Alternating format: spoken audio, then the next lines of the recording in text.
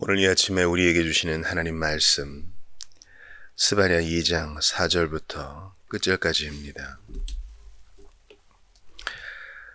그날에 블레셋 땅이 심판받을 것이다.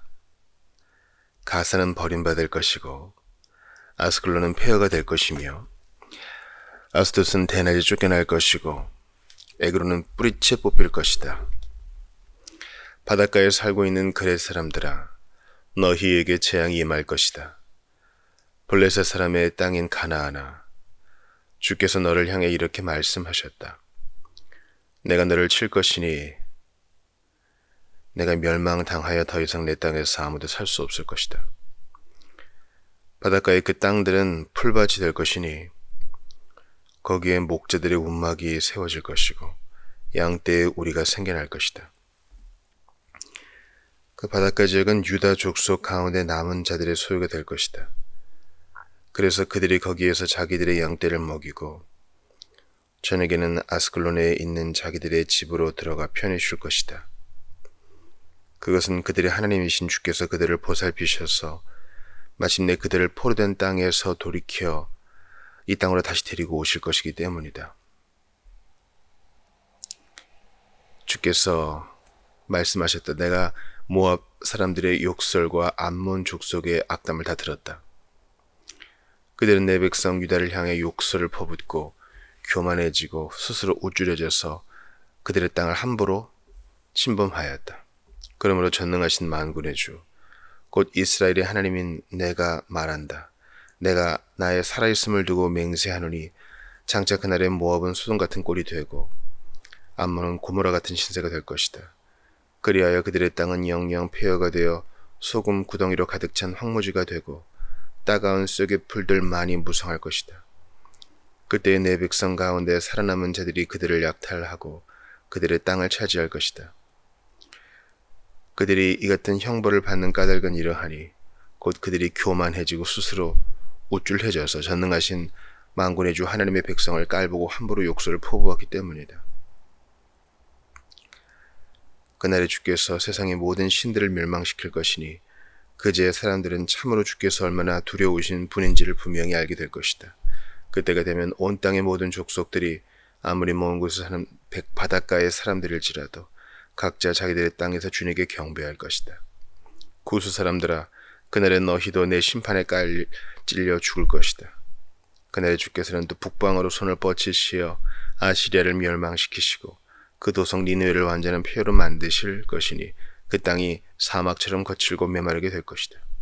그리하여 그 땅 가운데는 각양 들짐승들이 우글거리며 떼지어 여기저기 드러눕고 쓰러진 기둥들 사이에는 올빼미와 구순 도치가 저마다 둥지를 틀며 창가에는 새들이 앉아 울어대고 문턱에는 너저분하게 돌조각들이 널려있어 처량하며 백향목 들보는 그 질이 벗겨져 허옇게 된 채 그대로 썩어갈 것이다.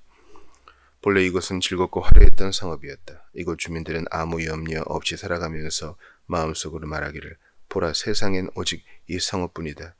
이만한 성읍이 어디에 또 있으려 하였다. 그러더니 어찌하여 이 성읍이 이처럼 완전한 폐허가 되어 오직 들짐승들이나 우글거리는 곳으로 변하고 말았는고. 그러므로 이 성읍을 지나가는 사람마다 낄낄 비웃고 쯧쯧 혀를 치며 손가락질을 할 것이다. 아멘. 하나님의 말씀입니다. 하나님께 감사합니다.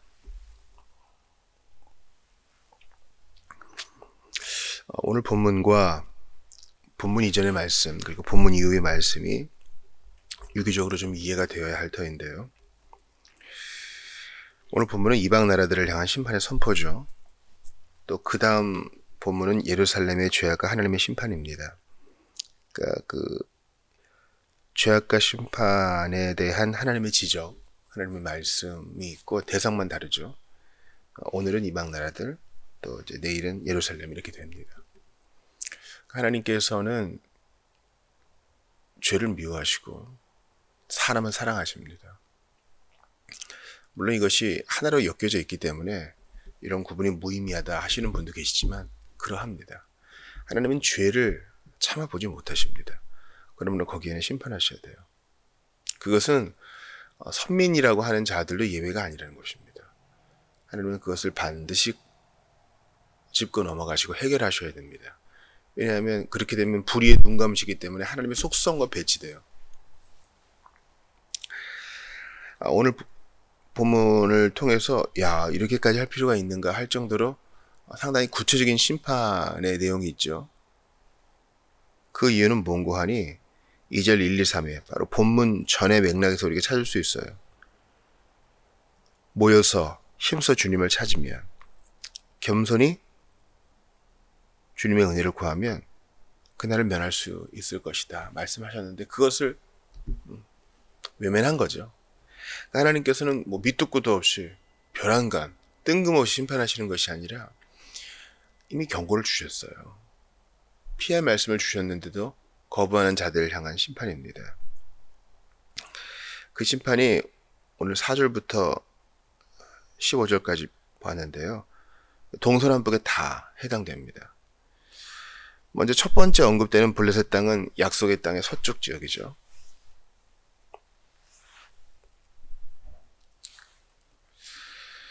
그리고 상당히 길게 언급되어 있은 후에 12절에 구스 사람들인데, 구스 사람은 약속의 땅 남쪽이죠.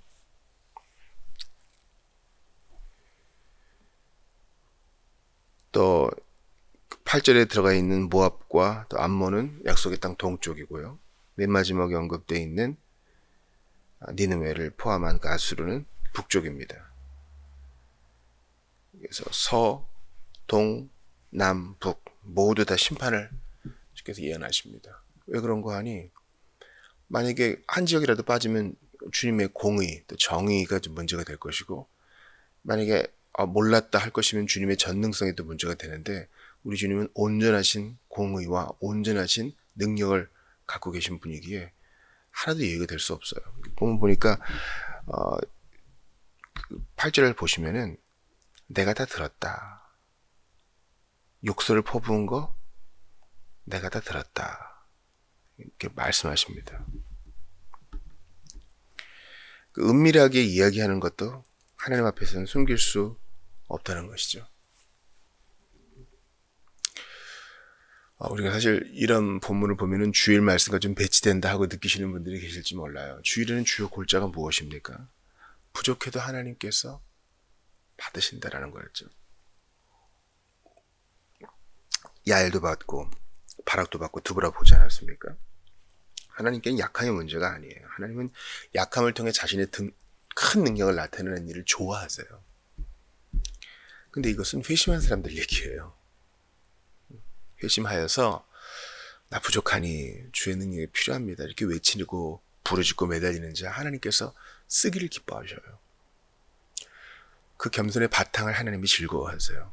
물론 이것은 비신자에게도 해당됩니다. 저를 좀 만나주세요. 예수 믿고 싶어하는 간절함으로 눈물과 비통으로 나오는 자 하나님 기뻐하셔요. 반면에 그렇게 기회를 줬는데도 끝까지 복음을 거절하고 하나님을 무시하면요, 주께서는 진노하세요. 그러니까 기억하세요. 중간은 없어요. 현실 세계에서 일어나는 일이 영의 세계에도 그대로 적용되는 경우가 있습니다. 어떤 사람이 우리의 어머니이고 또 다른 경우 어머니가 아닌 경우가 있는 것이지, 그 중간은 없어요. 한 40%만 어머니고 60%는 남이다. 그런 경우는 없어요. 우리는 참으로 우리가 생각하기 쉽게 영적 문제를 해결하고 이제 하는 경향이 있어요. 배우자가 있단 말이죠. 평생을 함께하기로 약속한 배우자예요. 근데 한 50%는 배우자고 50%는 아니야. 사람을 대상으로 그렇게 할 수 있나요?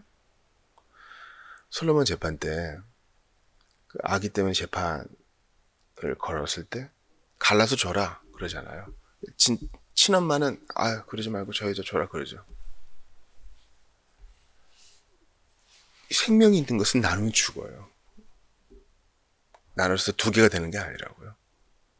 뭐 그렇게 되는 생명체도 있겠으나 하나님의 형상으로 지음받은 사람은 그렇지 않아요. 그러니까 그 영적인 문제를 가지고 우리 본의로 해석하시면 안 돼요. 아니, 하나님이 나한테 100% 자비하실 필요는 없고 한 70%만 자비하시고 화는 조금만 내시더라도 이렇게.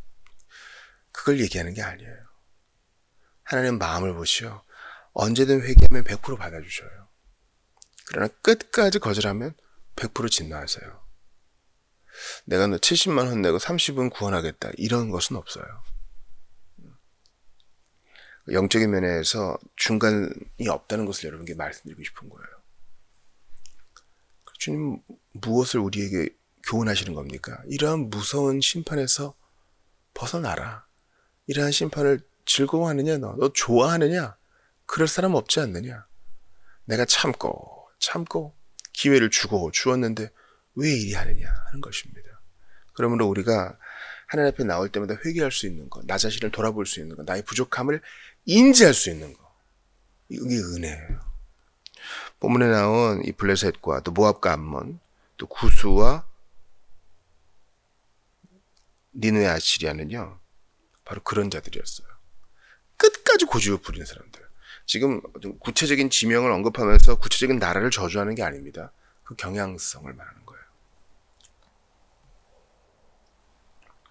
이들은요 약속의 땅에 인접해 있었죠. 블레셋은 서쪽, 모압과 암몬은 동쪽, 구스는 남쪽, 아시리아는 북쪽에 있어서 원한다면 얼마든지 좋은 영향을 받을 수 있었을 텐데 그들은 하나님이 하시는 일을 보고도 거절했습니다. 니느웨는 요난 때문에 잠깐 회개했죠. 그러나 오래 가지 않았어요. 블레셋에도 구원받는 자들이 있었을 겁니다. 소수였겠죠. 구스도 마찬가지입니다. 사절들을 데리고 올라오잖아요. 모압과 암몬도 마찬가지죠. 모압과 암몬은 아브라함의 조카의 후손이니까 사실은 형제 아니에요. 그들은 기회가 있었어요. 기회가 있었는데도 복음을 버렸다는 말입니다. 그러므로 복음을 거절하는 것은 가벼운 죄가 아니라는 거예요. 이해가 되시죠? 세상 살아가면서 그렇게 나쁜 일은 하지 않았다. 내가 굳이 잘못이라고 한다면 예수를 안 믿는 건데 예수 안 믿는 게 그렇게 큰 죄인가? 맞아요. 큰 죄예요. 하나님을 믿고 하나님을 영원롭게 하지 않는 것은요. 살인과 간음 못지않은 큰 죄예요. 이게 바로 우리가 회복해야 될 세계관입니다. 우리는 현실 세계에 너무 매몰되어 있어서 도둑질하고 탈세하고 뇌물받고 이런 것이 큰 죄라고 생각하는데 맞아요. 그것도 큰 죄죠. 그러나 영적인 면에 있어서는 하나님을 하나님으로 인정하지 않고 복음을 받아들이지 않는 것. 그게 죄악이란 말이에요. 아니 안 믿겨지는데 어떡합니까? 이렇게 항의하시는 분이 있어요. 예수님께 나아온 사람을 보세요. 주여 내가 믿고자 하나이다. 그 사람도 안 믿겨지는 거예요. 그래도 이 절박한 문제 앞에 믿고자 하는 의지를 드리잖아요. 하나님이 원하시는 건 이런 거 아닐까요? 자, 어떤 학생이 교사가 보기에 이뻐 보이겠어요? 선생님 나는 책을 읽어도 무슨 뜻인지 모르겠고 포기할랍니다. 장사나 배울랍니다. 이거 중학교 고등학교 졸업장 의미도 없고 오토바이 타고 일단 배달해가지고 시드머니 모으고요. 안 좋은 친구들 사귈 수 있겠지만 한때겠죠. 저 돈 벌어 볼랍니다. 그냥 한 번밖에 없는 세상 재미나게 살라버립니다. 이런 학생이 있다고 생각해 보시고 또 다른 학생은 선생님 제가 잘 수업을 따라가지를 못합니다. 그래도 한번 해보겠습니다. 학교 끝나고 나와서 오늘 배운 거 복습하고요. 내일 할 거 예습하고 모르는 건 제가 교무실 가서 좀 여쭤봐도 되겠습니까? 힘들어도 한번 해보려고 합니다. 포기를 해도 그때 해야지 일단 한번 해보려고 합니다. 이런 학생이 선생님 보기 예뻐 보이겠어요? 물어볼 필요도 없죠. 하려고 하는 자 얼마나 예뻐 보여요, 여러분. 주님은 100% 순도 100%에 불순물 섞이지 않는 온전하고 강한 믿음을 찾는 게 아니에요. 적은 믿음이라도 적은 확신이라도 하나님은 기뻐하셔요. 그러니까 여기서 이제 블레셋과 모압 암몬, 구스와 니느웨 불쌍하다. 현대적 시각으로 이런 소수 의견을 왜 무시하느냐? 안 믿는 것도 소수 의견이다. 안 믿는 것도 신앙이다. 하실 분 계셔요. 그거 멋있는 거 아니에요. 여러분 낳아준 부모도 신뢰하지 않을 겁니까? 일평생 도와주고 후원해줬던 선생님과 후원자들을 도외시할 겁니까? 사람 사이에도 그런 일은 없어요. 한 직장에서 10년 이상 일하면은 회사의 덕을 많이 본 것 때문에 고마운 마음을 갖습니다. 근데 존재와 소유에 있어서 온전히 하나님께 비치고 있는데 안 믿는 것도 소수 의견이니까 존중해 달라고요? 우리는 너무 어거지를 부려요. 우리는 너무 고집을 부린다고요. 주님께서는 7절에 보니까 이러한 블레셋을 심판하시고 그것을 당신의 백성을 위해 쓰시겠다 합니다. 그 바닷가 지역은 유다 족속 가운데 남은 자들의 소유가 될 것이다. 그래서 그들이 거기에서 자기들의 양떼 먹이고, 왜냐면 그 바닷가의 땅들을 풀밭으로 만드시겠다 했으니까 저녁에는 아스글론에 있는 자기들의 집으로 들어가 편히 쉴 것이다. 그들의 하나님이신 주께서 그들을 보살피셔서 마침내 그들을 포로된 땅에 돌이켜 이 땅으로 다시 데리고 오실 것이기 때문이다. 돌아온 백성들이 블레셋을 온전히 취했는지는 우리가 자세히 몰라요. 근데 이것은 영적인 면에서 그대로 해당되죠. 주님은 대적의 것을 취하여 교회를 베푸르게 하세요. 교회가 세상 재산으로 뭐 배불러진다 그 얘기 아니에요. 출애굽할 때 애굽 사람들이 은금 폐물을 다 내어줬죠. 그것으로 성막을 졌습니다.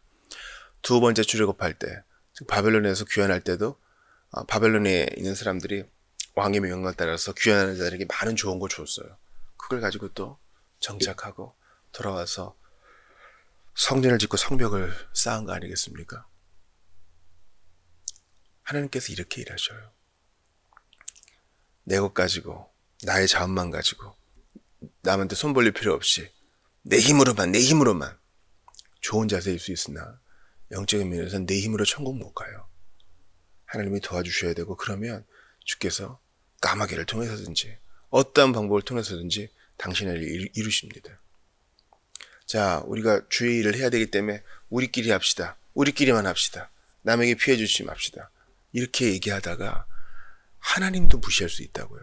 늘 가능성을 열어두고 받을 때 비굴해지지 말고 줄 때 교만해서는 안 돼요. 주님께서는 기꺼이 귀한 자들을 위해서, 즉 언제든 주께 돌아오는 자들을 위해 선물을 예배해 주시는데 그 선물은 악한 자들에게 취한 것이다. 지금 주님의 심판을 받지 않고 축제하고 돈을 모으고 나누지 않고 이기적으로만 쓰는 자들, 그거 싸가지고 죽어서 못 갖고 갑니다. 다 하나님은 당신의 일을 쓰실 거니 우린 두려워하지 말아야 돼요. 그러니까 엄밀히 말하면 안 믿는 자들의 재산 축적과 나누지 않고 모으는 이기주의자들의, 비신자들의 모든 재산들, 은덕들, 기회들은 다 교회를 위해서 하는 거예요. 하나님 손에 있으니까요. 또한 주님은 이러한 교만을 모두 심판하신다 그럽니다. 8절과 10절에 그 교만이 또 나오죠. 교만해지고 스스로 우쭐해져서 그들의 땅을 함부로 침범하였다. 10절에 곧 그들이 교만하고 우쭐해져서 전능하신 만군의 주 하나님의 백성을 깔보고 함부로 욕설을 퍼부었기 때문이다.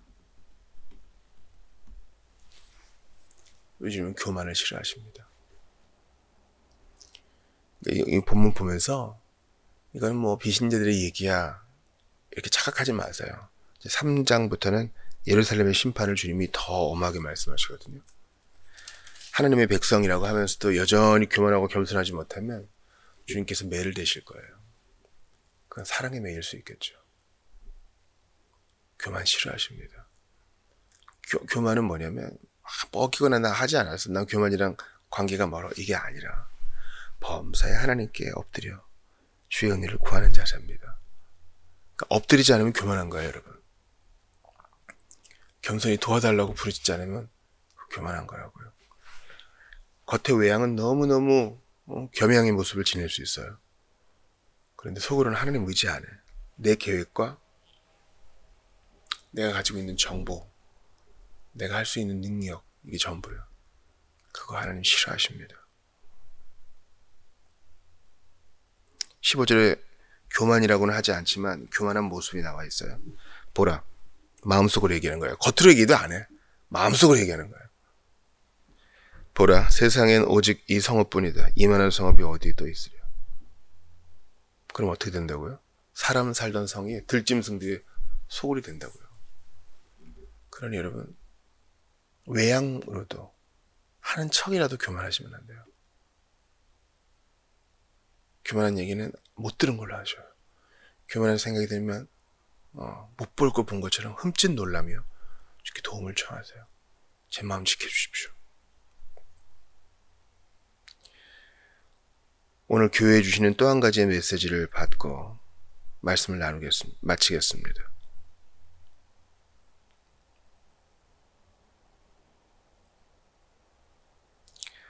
주님은 하나님의 백성들을 침범한 것은 곧 나를 침범한 것입니다. 이렇게 말씀하고 계십니다.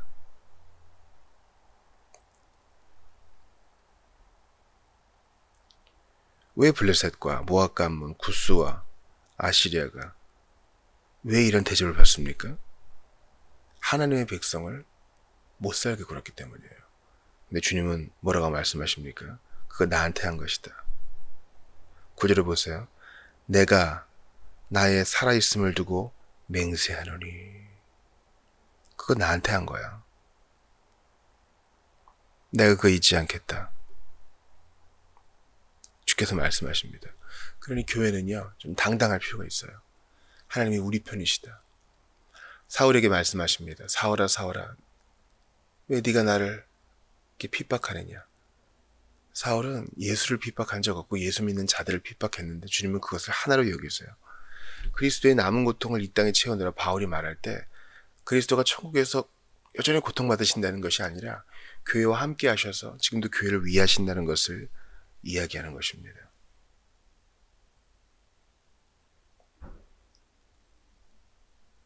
하나님의 백성을 깔보는 것은 하나님을 깔보는 것이니 내가 너의 편이 되어주겠다. 주께서 말씀하십니다.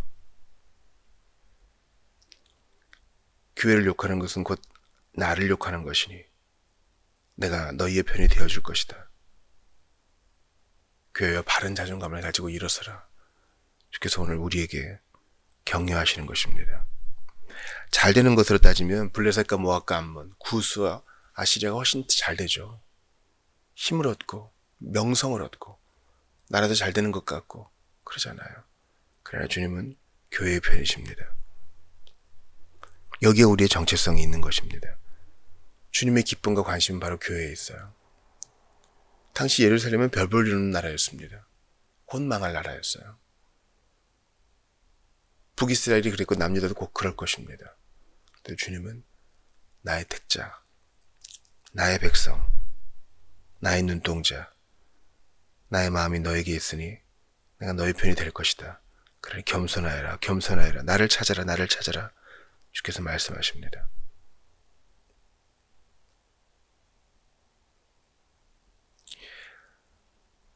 우리에게 이런 자존감이 필요합니다.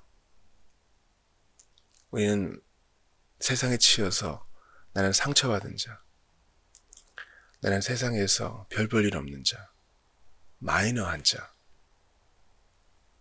치유가 필요한 자, 아무도 눈길 주지 않는 자, 스스로를 그렇게 여길 때 많아요. 자기 연민에 쌓여 있습니다. 아닙니다. 우리의 바른 자존감은 바로 하나님께 있어요. 하나님이 나를 위하시니 누가 나를 대적하리요.